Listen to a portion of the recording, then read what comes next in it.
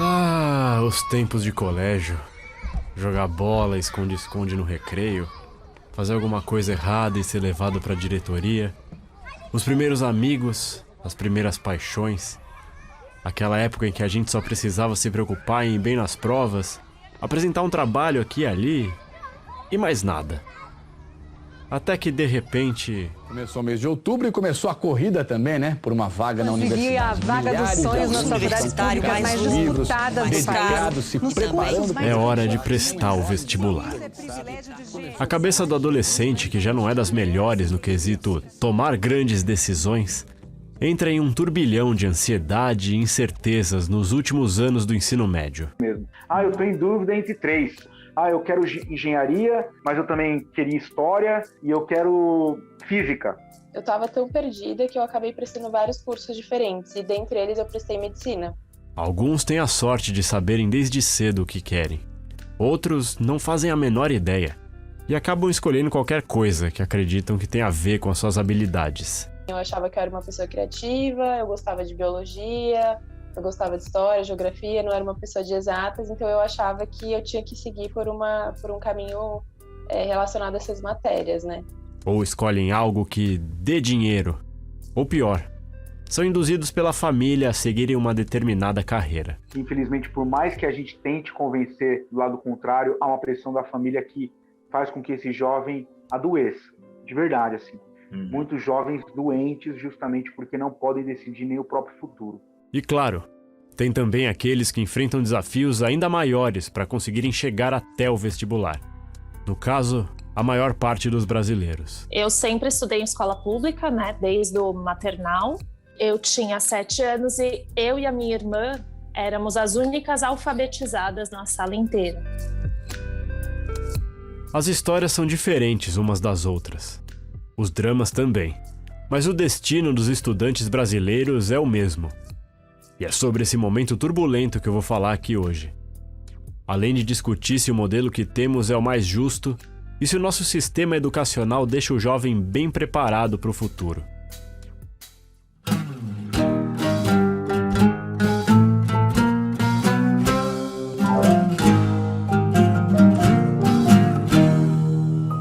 Relatos do mundo.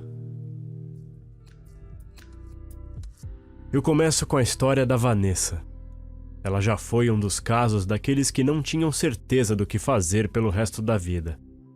Mas ouça bem, ela foi. Eu prestei na São Camilo, que é a faculdade que eu faço hoje, e eu passei em medicina, lá era o primeiro ano de medicina, eles estavam abrindo o curso, né, era a turma 1, e só que por conta do preço já era muito caro naquela época e era integral, então não dava para trabalhar, para ajudar a pagar a faculdade nem nada, e meus pais já estavam enforcados com a faculdade da minha irmã, que estava fazendo administração na PUC, e aí acabou que eu passei no Mackenzie em publicidade, que foi outra coisa que eu prestei, nada a ver com a medicina, e aí acabei passando no Mackenzie em publicidade e decidi fazer, muito por essa ânsia de querer trabalhar logo, sabe? De querer começar logo, de pensar para mim mesma e até para os outros. Eu não perdi tempo, eu não fiz cursinho, eu entrei direto, vou me formar mais cedo, vou estar no mercado de trabalho mais cedo. E gostei muito, assim, eu era bem feliz na faculdade, gostei, não tive problema nenhum. Comecei a trabalhar desde o primeiro semestre na área. Fui efetivada antes de me formar, mais de um ano antes. Então, assim, estava dando tudo certo.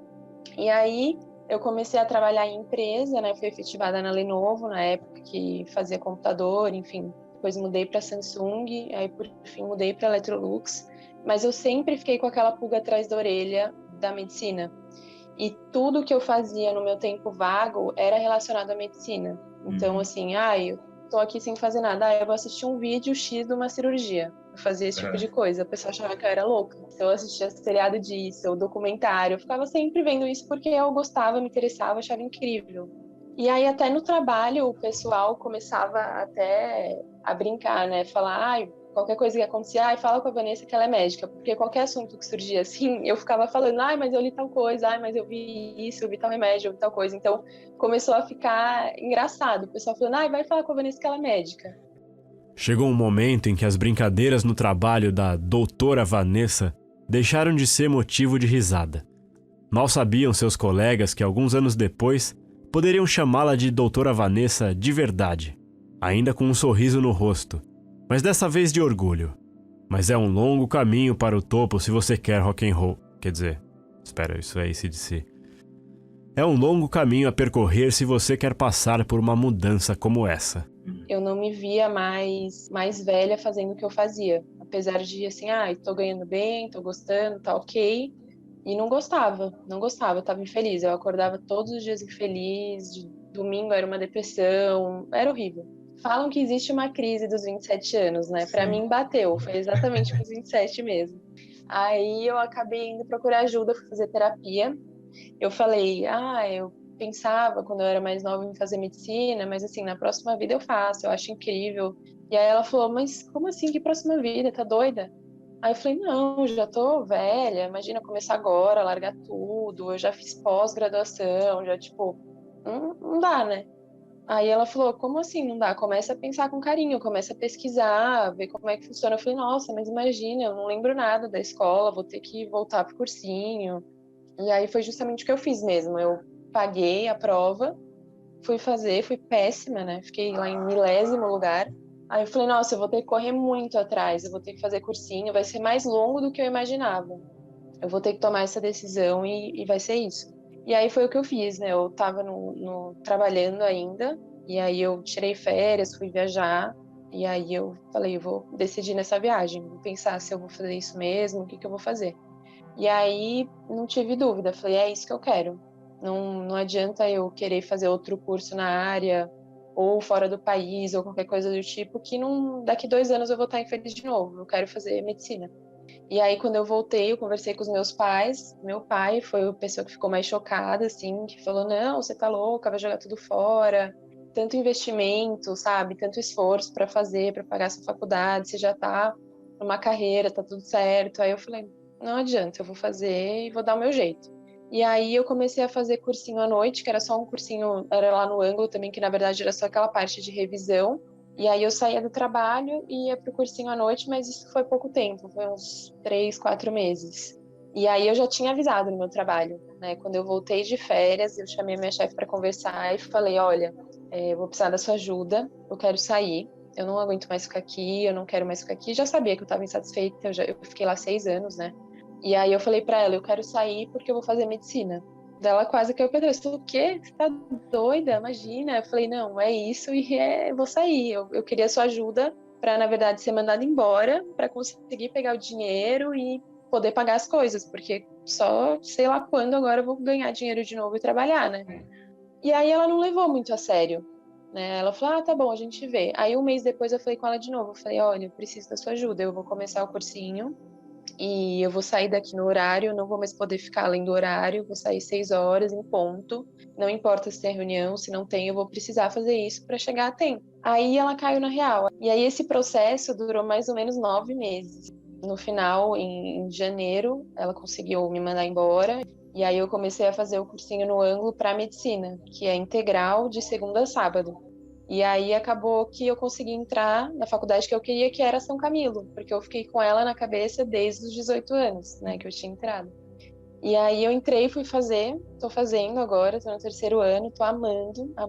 Às vezes eu me arrependo de não ter feito antes, de ter corrido atrás, de ter mudado tudo, desistido, é outra vida, assim, completamente diferente.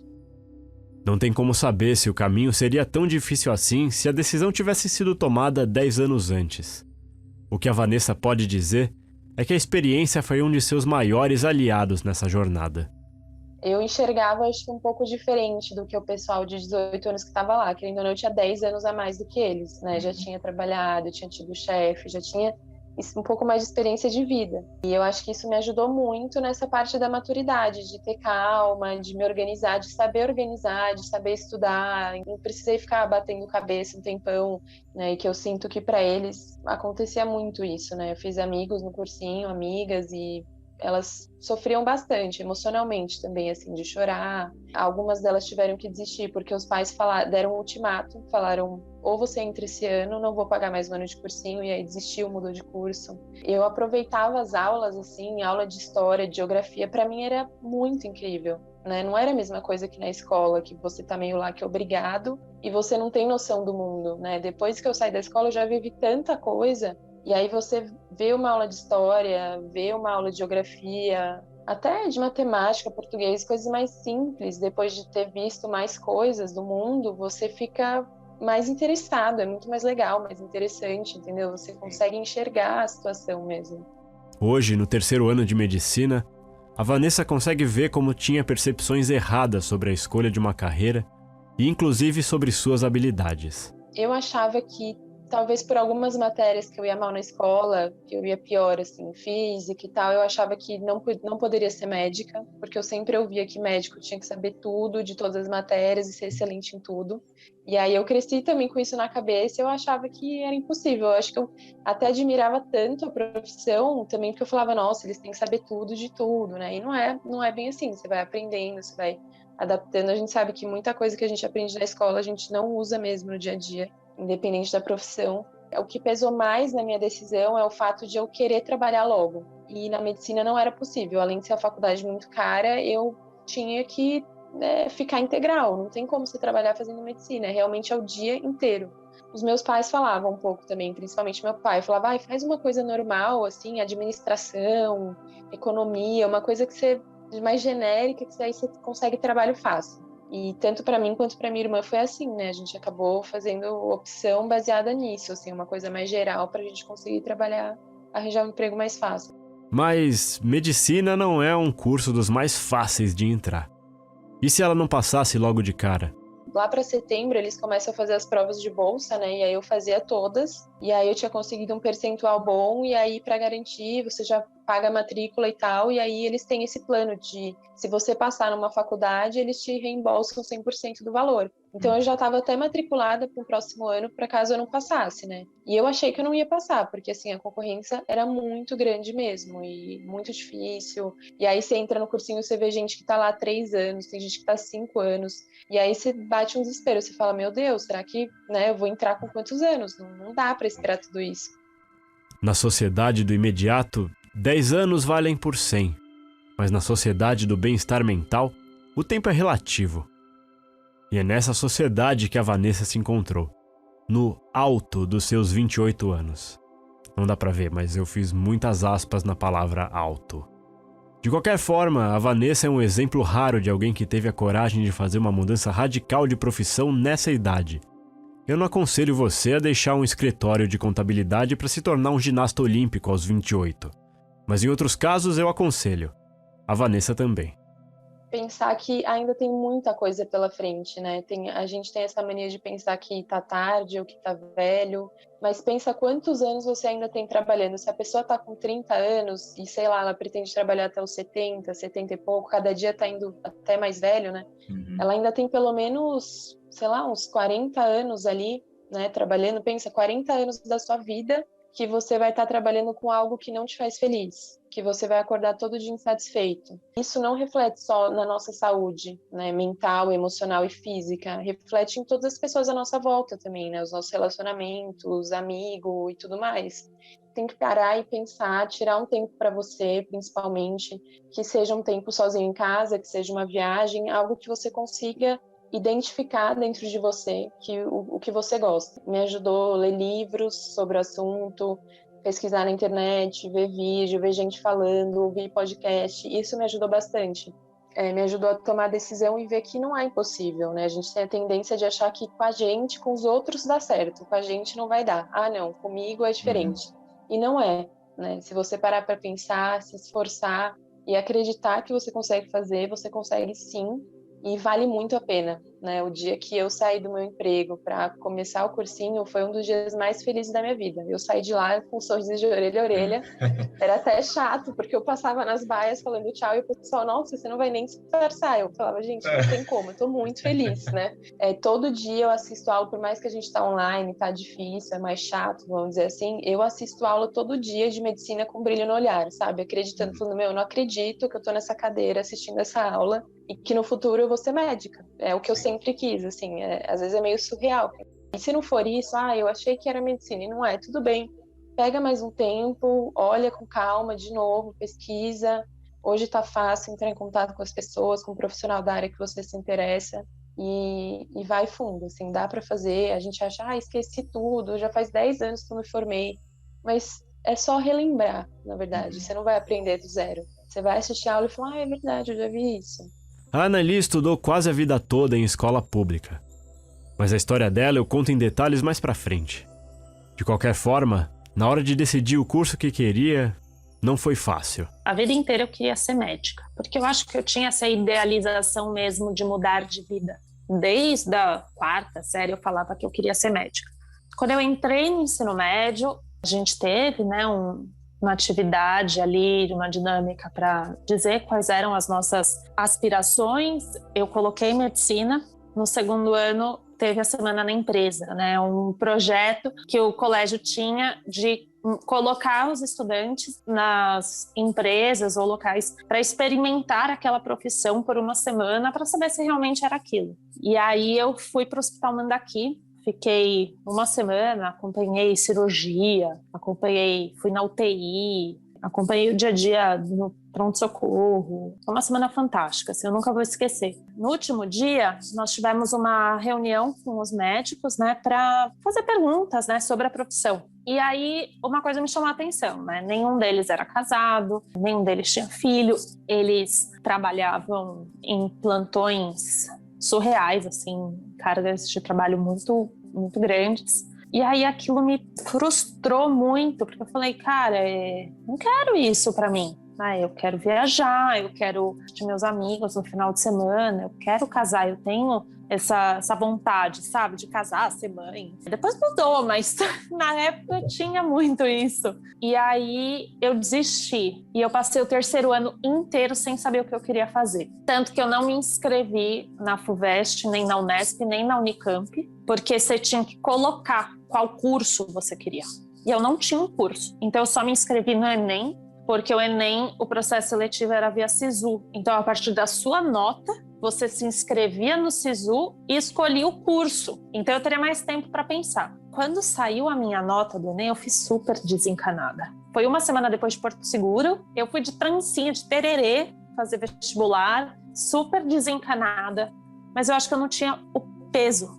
E aí, eu fui muito bem. E aí, quando saiu a minha nota, minha mãe falou, Annali, não perca essa oportunidade. Escolhe um curso que você se identifica, começa a fazer. Se você não gostar, depois você tranca, sai e tal. Claro, nada muito romântico. Ela chegou e falou, eu não tenho dinheiro para pagar cursinho. Então, se você não entrar na faculdade esse ano, você vai ter que trabalhar para pagar o seu cursinho. Você vai ter que fazer cursinho à noite, trabalhar de dia. Então, pode ser que o seu desempenho daqui a um ano não seja o mesmo desse ano. Aí a minha escolha do curso foi, a minha nota dá para passar em psicologia, em farmácia, em terapia ocupacional. Eu falei, caramba, vou escolher aqui, eu gosto de química, gosto de biologia, talvez eu goste de fazer farmácia e bioquímica. Foi assim a minha escolha. Ela acabou entrando na Unifesp em farmácia e bioquímica e seguiu até o fim, apesar de não ter se identificado tanto. Eu não gostava do curso, não me identificava com nenhuma área de atuação dentro da farmácia. Comecei a estagiar, odiei muito o laboratório. E aí eu falei, ferrou, né? Eu cheguei para minha mãe e falei, mãe, eu vou desistir. Você é louca, você tá no 4º ano, não desiste, termina. Não, eu preciso mudar de curso, Aí eu mudei de trabalho. Eu fui para vendas. E aí eu me encontrei. Até hoje eu acho que eu seria muito mais feliz se eu tivesse feito publicidade, propaganda ou marketing. Tem muito mais a ver comigo, eu sou uma pessoa super comunicativa, eu sou muito criativa, eu gosto muito de marketing e tenho uma performance muito boa no meu trabalho de vendas. Ao mesmo tempo, a faculdade de farmácia me deu plena condição teórica fundamental para debater, porque hoje eu trabalho levando conhecimento técnico e científico para o médico, né? Para o médico prescrever o produto. Então eu trabalho com produtos de inovação, então eu tenho que levar todos os estudos, resultados de estudo. Então o meu conhecimento basal de farmácia é fundamental. Mas não dá para saber quando você está no ensino médio. A gente não sabe.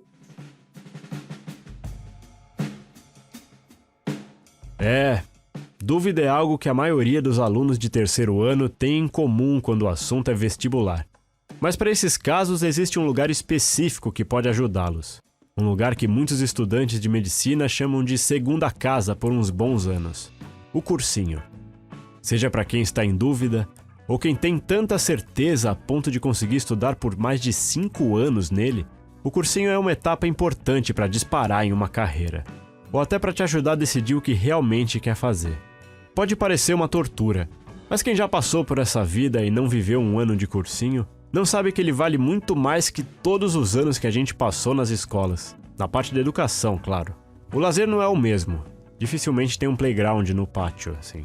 Então cabe aos professores, comediantes de stand-up natos, o papel de dar leveza à vida dura do vestibulando. Quando eu penso no colégio, tanto em escola pública como particular, existe aqui aquela cobrança, né? Eu acho que a cobrança é muito mais por parte do professor e também de um currículo, de algo meio que engessado de cada disciplina. O professor às vezes fica meio travado, mas os estudantes principalmente.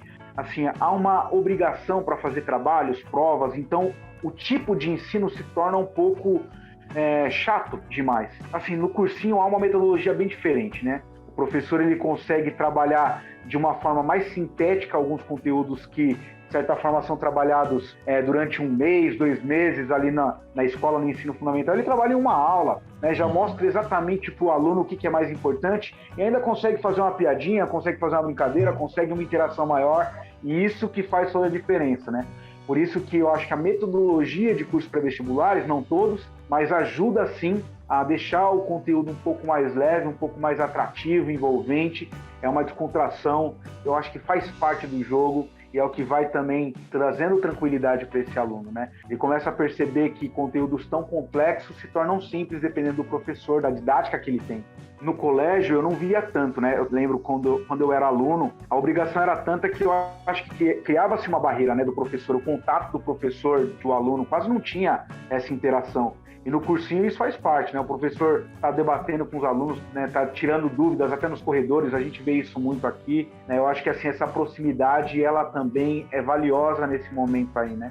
Esse é o André. Ele é coordenador do curso pré-vestibular Anglo-Osasco. Sua rotina é ajudar as mentes confusas, ansiosas e sonhadoras dos jovens que passam pela sua instituição. Instituição essa que tem seus meios para ajudá-los a trilharem o caminho. O simulado, quando a pessoa está no pré-vestibular, o simulado só ajuda ela a se autoavaliar. Ela entender quais são as fragilidades, as dificuldades, as potencialidades que ela tem, tira o foco um pouco do professor, da cobrança, né, dos trabalhos, das provas, e volta tudo mesmo para o aluno. Fala assim, eu tenho que melhorar aqui em matemática, olha só como eu fui no simulado. A questão fica diferente, o foco passa a ser outro, né? Passa a ser o próprio aluno, por isso que muda toda a relação, né? O aluno vê mais seriedade, ele percebe o que ele tem que melhorar, e existem também algumas conversas que a gente entra na sala de aula para bater com eles, assim, a gente bate um papo com eles, que foge um pouco do currículo, mas que são conversas importantíssimas. Por exemplo, como organizar o tempo para fazer uma prova com uma FUVEST? Porque a gente está ali diante de dezenas de questões, a gente tem um tempo, então como que a gente se organiza para isso? Como selecionar as questões? Porque às vezes assim, a gente pega uma prova, a gente vai para uma questão e a gente já tem dificuldade, a gente vai para a próxima, também é difícil. Então assim, como começar, como se organizar com a prova? A gente chama até de pega-vareta. O que é pega-vareta? Começar com as questões que você sente maior conforto, sente maior domínio.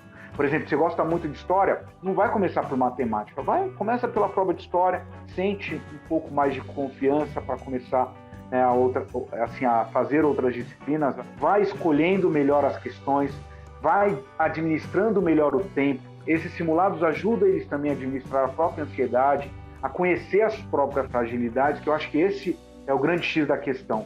O aluno do pré-vestibular, ele é ensinado a todo tempo a ganhar autonomia, a conquistar essa emancipação intelectual. O que é isso, né? Ele ter a noção do que é bom nele, assim, qual que é a potência que ele tem em relação a algum tipo de conhecimento, alguma modalidade, mas só que ele tem algumas fragilidades e dificuldades, que isso é comum em todos os seres humanos, né? Até a gente tem as nossas facilidades, as nossas dificuldades, mas o aluno aqui, ele é treinado para isso, de entender como gerir a si mesmo.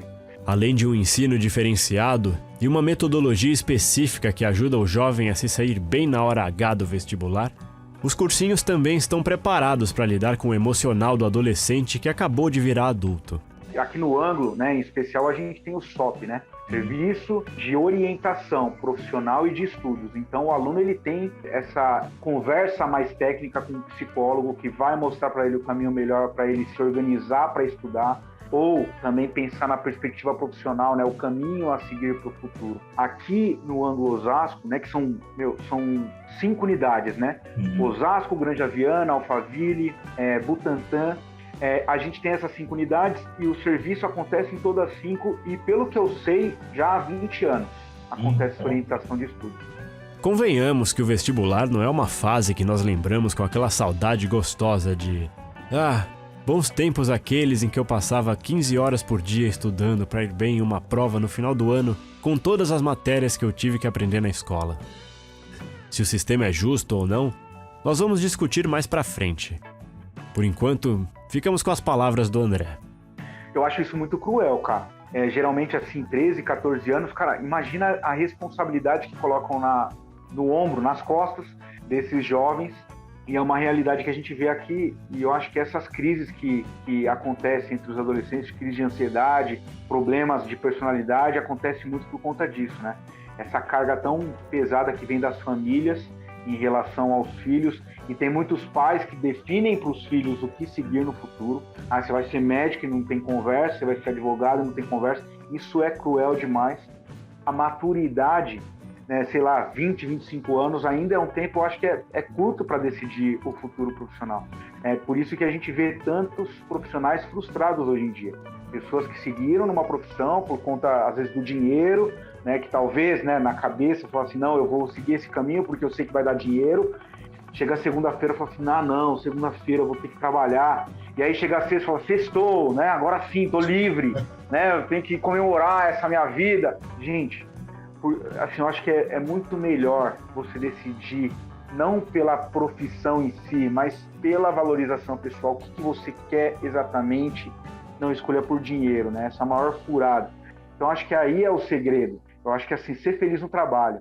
Eu acho que é para uma pequena parcela da população. Mas eu tive a sorte e a alegria, né, de escolher ser professor aos 13 anos de idade. Eu só não sabia que caminho que eu ia seguir, mas eu sabia que queria ser professor.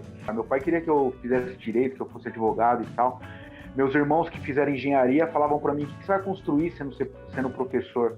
E eu lembro que na época eu não sabia responder para eles. Hoje eu sei.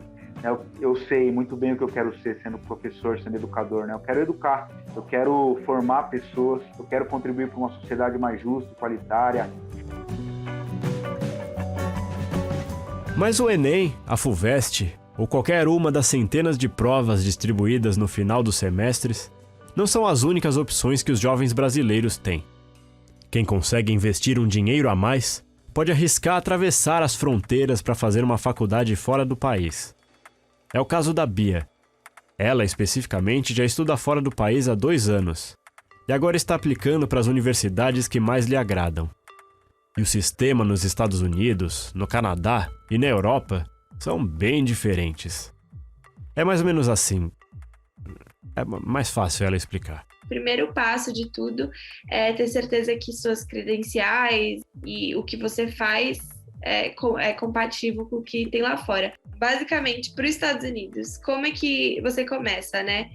O processo, então, ele começa normalmente o que é o outono deles, então a nossa primavera, lá por outubro. Você escolhe as faculdades que você quer, então, você é interessado em estudar em Nova York, você pesquisa e tudo mais, e você vê que faculdade você quer. E eles mesmo têm um sistema que se chama Common App, e é uma plataforma que você consegue procurar as faculdades que você está interessado e você consegue carregar os seus documentos, meio que toda a aplicação é através desse portal.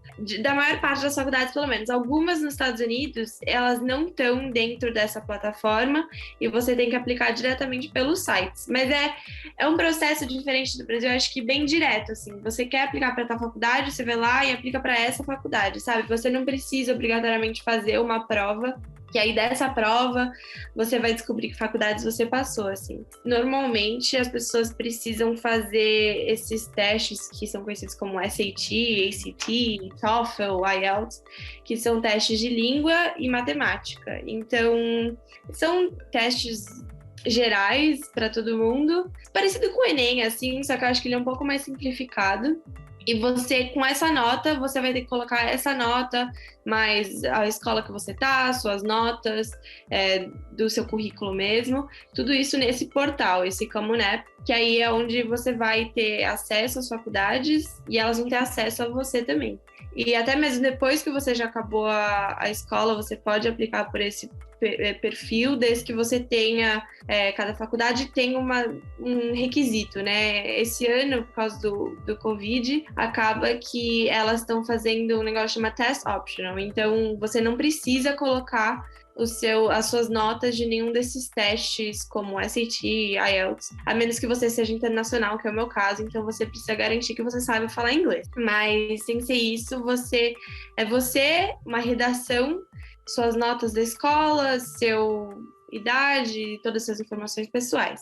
Eu tô aplicando para a faculdade de Boston e eles pedem 2 redações, eu acho, se eu não me engano, que são próprias deles. Eu escrevo essas redações por esse portal, só que eles vão me perguntar, é porque você quer entrar na faculdade? O que você fez esse verão que você acha que te faz um bom aplicante, né? Aí você escreve, normalmente 200, 150 palavras, dependendo da faculdade. Tem faculdade que pede mais, 3 essays, 3 redações, 2 redações, seja o que for. Em geral, você tem que ter uma certa nota, você tem que ter um diploma, provar que você tem dinheiro, né, para passar na faculdade, a menos que você esteja aplicando através de alguma bolsa. E depois varia de faculdade, você vai ver o que eles exigem de você ou não. Mas se engana quem pensa que é preciso estudar fora para conseguir ingressar em uma faculdade gringa. Você que está escutando também pode arriscar mesmo tendo estudado a vida inteira em terras tupiniquins. É claro que as suas chances são menores, mas eu confio em você. Muitas faculdades falam que eles amam diversidade e elas querem expandir, né, e oferecem vagas para os estrangeiros. Mas como estrangeiro, existem algumas diferenças, assim, porque, obviamente, as faculdades priorizam pessoas do próprio país.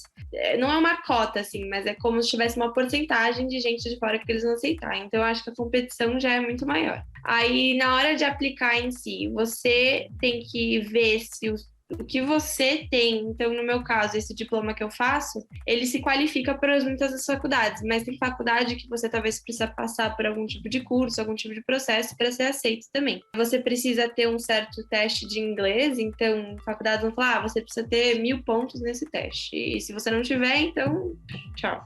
Aí você paga mais também como estrangeiro, então isso às vezes pode fazer uma diferença. Para a Inglaterra, eu pago cerca de umas 15.000 libras a mais por ano, assim. Eles chegam a falar que a gente tem às vezes uma certa vantagem, porque essas faculdades elas procuram por essa diversidade e você paga o preço em cheio, né? Eu acho que é bastante entrar site em site de faculdade, ver o que eles querem de um aluno, ver, todos vão ter uma tabzinha de aplicações, o que fazer, por onde acessar, e sempre tem alunos internacionais, então que você vai ver o que eles exigem a mais ou as diferenças que tem mesmo para alguém que não é de lá. Deu para entender que não tem nada a ver com o que rola por aqui. A Bia colocou na balança e viu que se daria muito melhor seguindo pelo sistema estrangeiro. Porque é isso, né? Às vezes, eu não sou excelente em matemática, não quero nem olhar para física, então me manda fazer o Enem, eu não vou saber o que fazer, sabe? Então, eu poderia passar em uma faculdade não tão boa aqui no Brasil quanto eu provavelmente conseguiria lá fora. Eu acho que é isso, sabe? O nosso sistema educacional, ele acaba encapsulando todo mundo nessa mesma plano, assim, números e a nota que você tira e sua capacidade intelectual de coisas que eu não vou nem precisar na minha vida, sabe? Você conseguiria não prestar atenção em 90% da sua matéria, 90% do seu ensino médio, ver exatamente várias questões de Enem e passar no Enem, e é isso, sabe?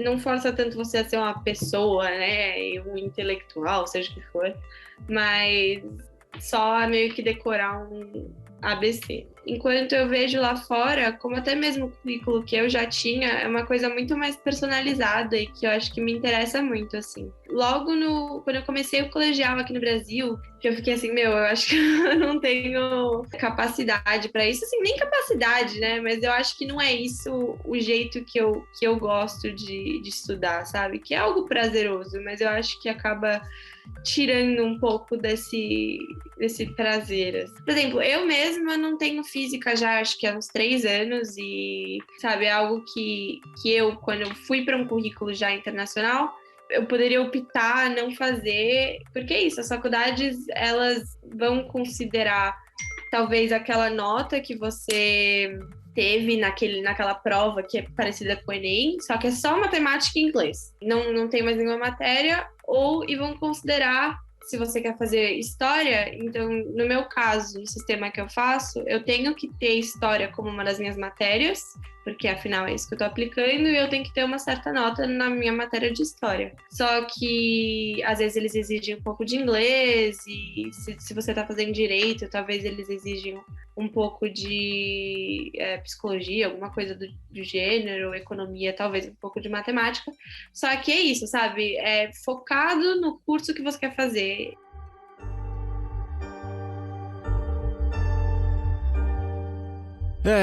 Mas seria incrível se todo mundo no país tivesse uma oportunidade como essa. Infelizmente, a realidade é outra. Por aqui, muita gente sequer tem a oportunidade de prestar o nosso próprio vestibular. E se a entrada para a faculdade fosse uma largada de Fórmula 1, o aluno de escola pública largaria em 20º lugar, comparado aos alunos de escola particular, que têm o privilégio de largar na pole position.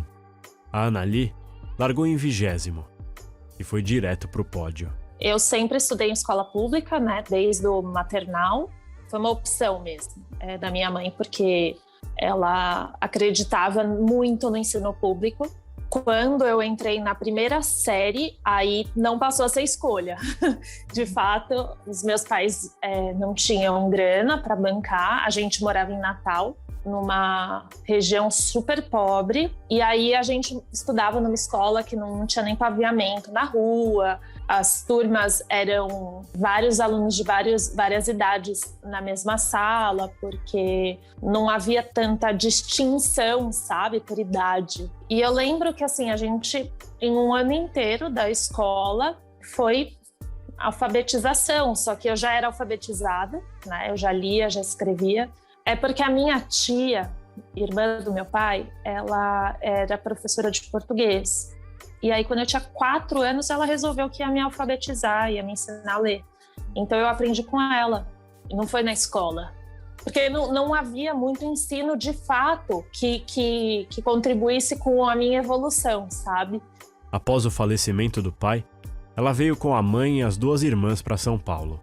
Minha mãe estava sozinha lá em Natal, e aí ela tinha 3 filhas e precisava ficar mais próxima da família, porque ela ia precisar trabalhar, enfim, e aquela história da mãe solo, né? Ela precisava trabalhar o dia inteiro e a gente precisava ficar com alguém e não havia dinheiro para pagar uma empregada, uma babá, enfim.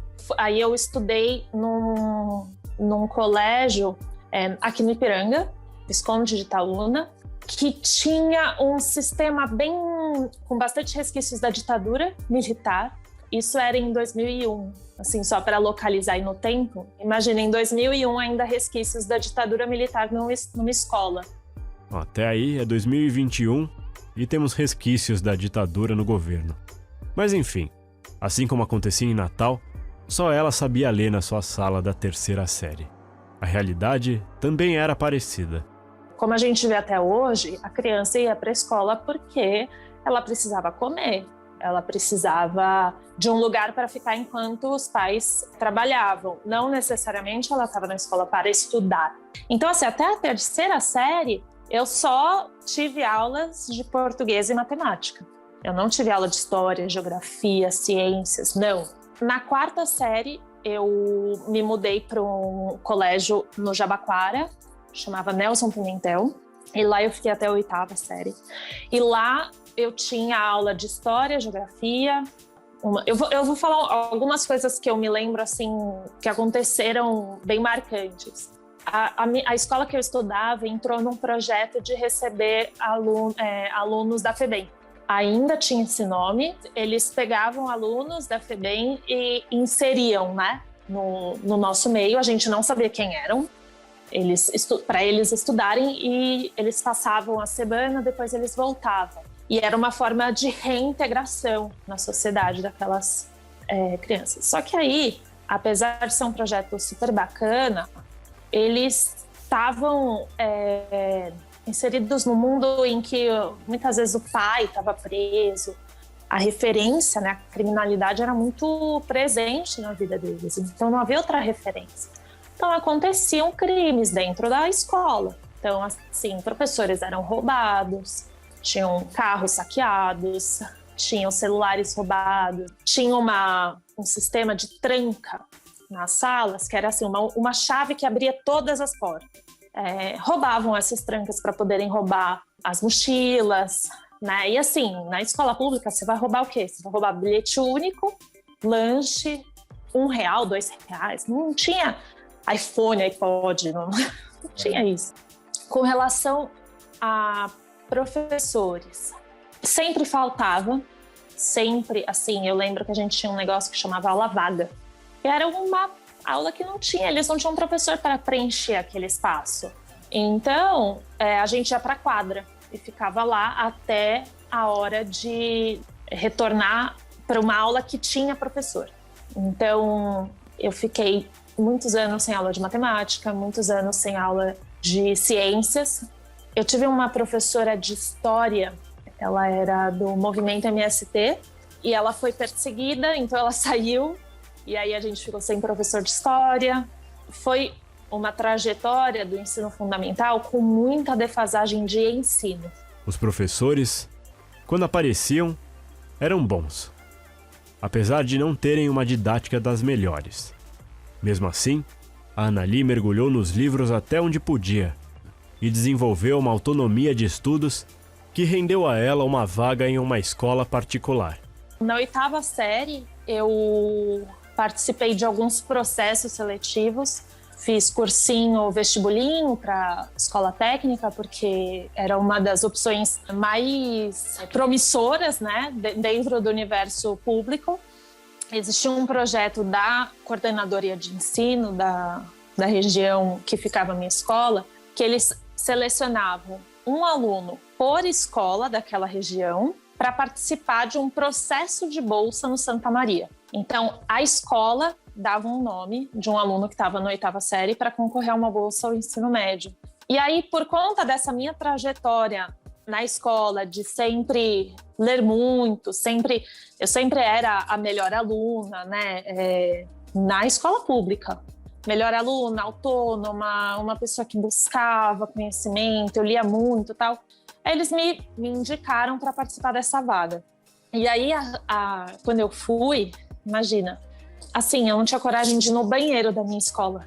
Não tinha papel, não tinha tampa na privada, era muito sujo.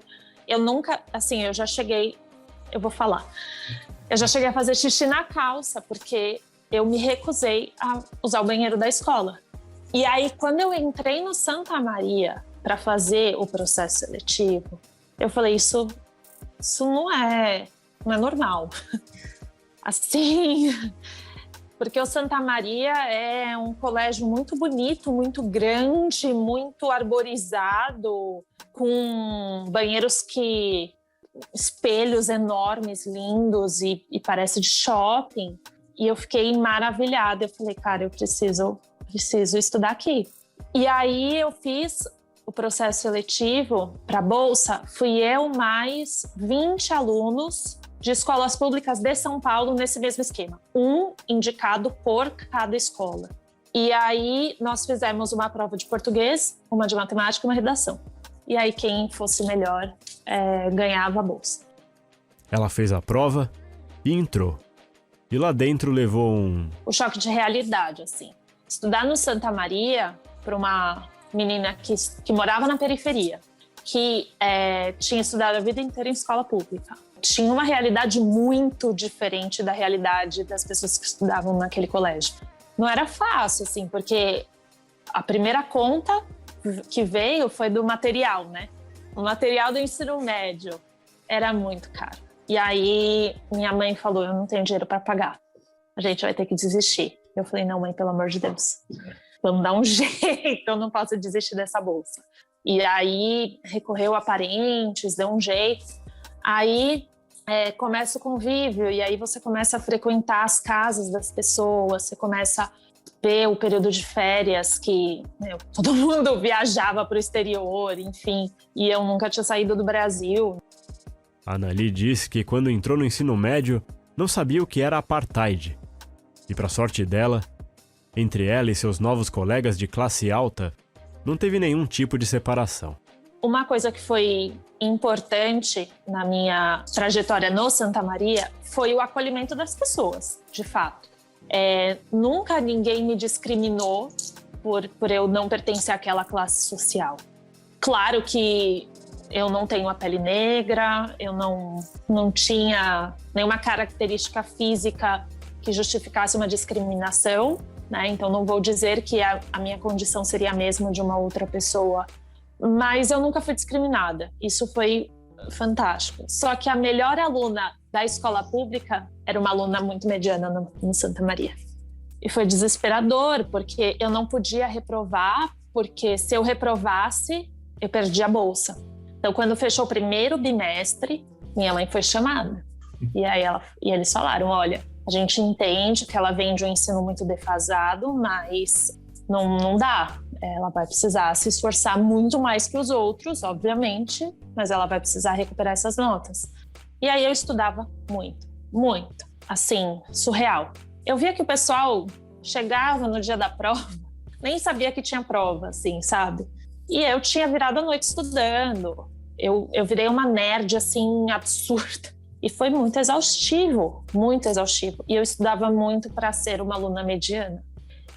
Eu lembro do primeiro simulado que a gente fez no primeiro ano do ensino médio. De 90 questões eu acertei 17. Eu fui uma das últimas colocadas, né? Porque aí, óbvio, tinha aquele ranking que era exposto no centro do pátio. Que bom, né? Que gostoso. Aquilo era esfregar a vergonha na cara da gente, né? E eu fui uma das últimas colocadas. Não foi fácil a adaptação. Apesar dos tropeços, ela seguiu firme. Fez um cursinho que o colégio oferecia e mandou bem no Enem. Mas as dificuldades continuaram na faculdade. Eu tomei muita bomba no primeiro ano, pelos mesmos motivos de não ter o fundamento da matemática. E eu escolhi um curso de farmácia, que na minha concepção era um curso de biológicas, e eu estava completamente enganado. O primeiro ano foi junto com engenharia química. Eu tive cálculo, física, álgebra linear, geometria analítica. Enfim, eu só tive matéria de exatas. E aí eu precisei sentar nos livros de matemática básica para aprender. E aí, bom, superei, né? E aí eu fui para o mercado de trabalho e hoje eu trabalho numa indústria farmacêutica, uma multinacional dinamarquesa. Por incrível que pareça, o que me fez entrar foi a solução de um case super matemático. Quando eu fiz o processo seletivo, eu passei para a segunda fase, que era a conversa com o gestor. Os dois gestores me perguntaram assim, onde você aprendeu a calcular essas coisas todas? E eu fiquei assustadíssima, porque para mim eu tinha errado tudo, enfim. E aí eles falaram, cara, você foi a melhor nesse processo e você tá contratada, assim. E eu concorri com gente de 20 anos de mercado. Até hoje no trabalho eu sou referência em análise. Surreal. Eu sou uma pessoa reconhecida no mercado de trabalho pela minha capacidade analítica. Mesmo de lidar com números, de ter visão do negócio partindo de cálculos numéricos. Ela É um caso de sucesso dentro de um universo com sistema educacional precário. Eu tive conhecimento, porque eu fui atrás no Facebook de algumas pessoas que eu lembrava o nome, e aí tem de tudo. Tem as meninas que ficaram grávidas com 14 anos, no primeiro ano do ensino médio abandonaram a escola, alunos que foram presos. Tem aqueles que se formaram no ensino fundamental, depois foram para o ensino médio em escola pública também, fizeram uma faculdade particular pelo ProUni ou FIES, e estão trabalhando, estão no mercado de trabalho, sim. Eu acho que assim, não é que você faz a escola pública e o ensino médio público que você está fadado a não ascender economicamente. Mas eu acho que os processos são mais árduos do que quem tem acesso a uma educação de qualidade. E na universidade pública, eu entrei, eu só convivia com alunos de escola particular. Eram só os 10% de fato da cota da escola pública. Pouquíssimos negros. Na minha turma tinha uma de 100. Com a implantação dos 50% de cotas, democratizou a Universidade Pública Federal. Pela primeira vez na história, o número de negros na universidade pública era maior do que brancos. Hoje, o mercado de trabalho onde eu trabalho não tem negros, tem só um. Quando eu estudava em escola pública, a maioria era negro. Onde estão essas pessoas? Não estão na faculdade pública e não estão no mercado de trabalho, pelo menos não em multinacionais.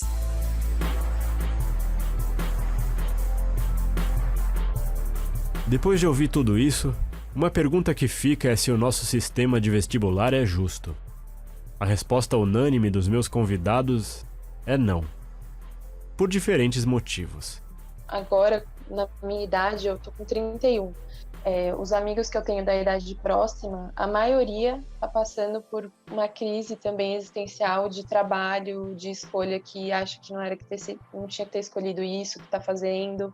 E eu acho que é muito por conta disso que você falou, desse sistema que a gente tem, né? Já desde a escola, você ser obrigado a saber tudo, a ser cobrado igualmente por todas as matérias, sem levar em conta aquilo que você tem mais facilidade, mais habilidade, isso prejudica. Porque faz a pessoa acreditar também, às vezes, que ela não é boa o suficiente, porque tem uma matéria que ela deixa um pouco a desejar, e faz ela não focar naquilo que ela é realmente boa, que ela sabe que ela gosta, que deveria ser mais ou menos o que ela vai seguir para a vida dela.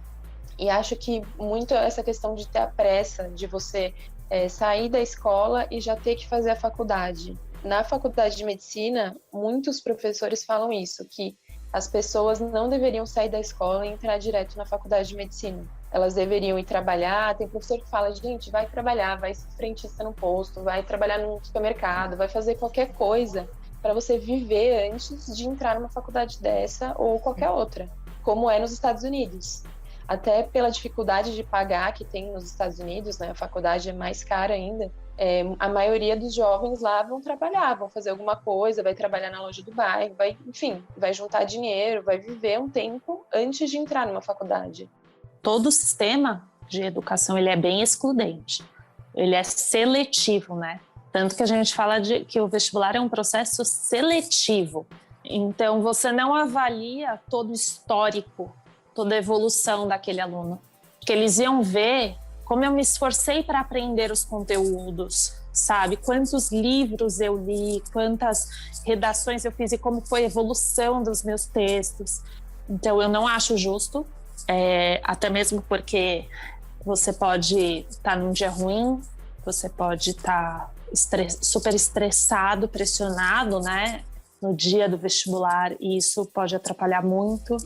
Eu acho que pode escapar, né? Pode fugir da memória uma fórmula de física e você errar a questão que era crucial, sabe? Aquela nota de corte. E aí você ficou por 1 ponto. E aí você vai ter que ficar um ano inteiro novamente num cursinho, né? Ou estudando sozinho em casa para tentar novamente no ano seguinte.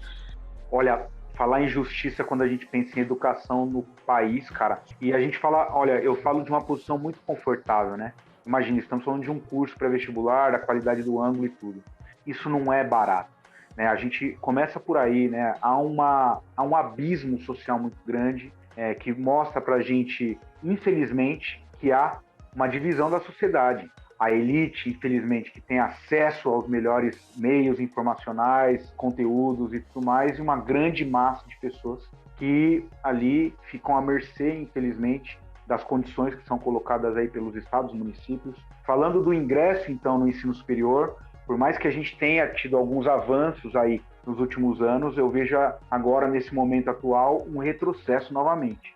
E a pandemia acentuou isso, né? Hoje a gente tem a facilidade de ter um aplicativo Zoom, um Meet para conversar e para produzir um material como esse, né? Uma entrevista como essa, mas tem muita gente, eu falo, a maioria dos brasileiros que não tem acesso a esse tipo de ferramenta, de recurso para ter acesso à informação. Justiça e educação nesse país realmente não são palavras que se conhecem muito bem. E uma das coisas que o brasileiro sabe fazer de melhor é babar para os gringos. Nesse caso, com muita razão. Mas será que o modelo lá de fora funcionaria aqui? Eu acho que esse sistema só funciona se você tiver uma educação muito equiparada, né? A meritocracia só funciona se você tiver as mesmas condições de temperatura e pressão para todos. Mas o vestibular não é a melhor solução. Eu estudei com um garoto na faculdade que ele estudou em escola de lata, teve condições péssimas de ensino, e aí ele fez 2 anos de cursinho, e aí ele entrou na Unifesp. Ele ficou 10 anos para se formar. Não porque ele era vagabundo, porque ele ficou correndo atrás do prejuízo mesmo. Só que ele evoluía a cada ano. Essa evolução, eu acho que é uma forma mais justa de você mensurar o quanto aquela pessoa se esforça para aprender e o quanto ela é merecedora de uma bolsa, né, numa faculdade ou numa vaga da faculdade, sabe? E é por isso que é difícil a gente pensar nesse modelo norte-americano, a gente pegar, por exemplo, importar esse modelo e colocar em prática aqui no Brasil, né? Justamente por causa dessas questões sociais, econômicas, regionais, que mostra pra gente um Brasil muito diverso. A gente tem que pensar em outros modelos sim, mas principalmente no acesso à informação de qualidade para todas as pessoas. Deveria ser. O governo deveria se responsabilizar justamente porque é algo que está na Constituição, né? A educação pública gratuita, de qualidade, deveria ser algo não selecionado para um grupo social, mas para todos os brasileiros.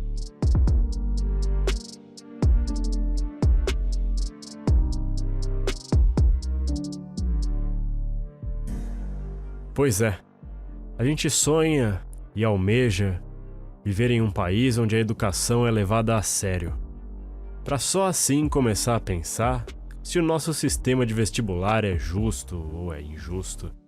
O que a gente sabe é que precisa de muito para chegar lá em cima, porque aqui o buraco é mais embaixo. Infelizmente, nunca a educação vai ser prioridade para o governo. Infelizmente, isso é histórico no país, né? A gente vê que ainda falta muito para que a gente tenha aí uma educação assim de primeira linha, também pensando no ensino público estadual e municipal. Talvez todas essas dificuldades me deixaram meio cascuda. Então, hoje eu acho que eu lido um pouco melhor com algumas situações do que amigos que estão passando pelas primeiras dificuldades, sabe? Eu não quero romantizar, porque eu acho que é cruel, não devia ser assim. Nosso sistema de educação pública, ele tinha que ser inclusivo e não seletivo, sabe? Eu acho que ele é excludente. A defasagem na educação é uma forma de manter alienação em massa da população. Quando você não ensina história na escola pública, existe na minha opinião, um viés político aí. Não é à toa que hoje você vê pessoas na rua pedindo pela ditadura militar. São pessoas que não estudaram a ditadura militar. Assim como eu não estudei a ditadura militar.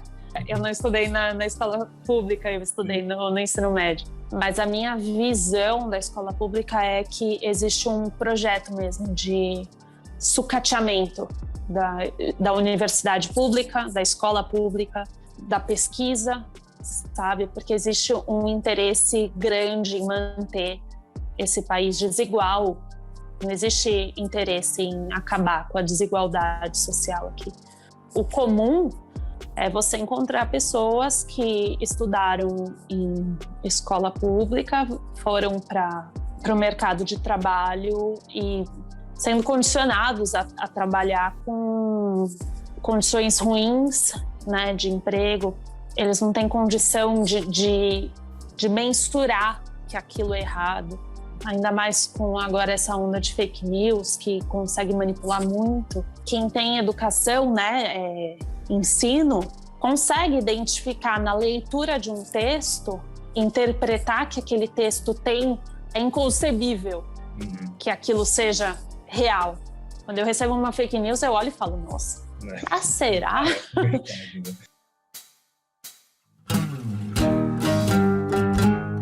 Esse episódio teve entrevistas de Vanessa Marangoni, Annalise Sintra, Beatriz Fúria e André Rodrigues. Também foram utilizados áudios de TV Globo, SBT, Bandeirantes e Record. Produção, roteiro, locução, vinheta e edição de Rafael Sanches. Até o próximo!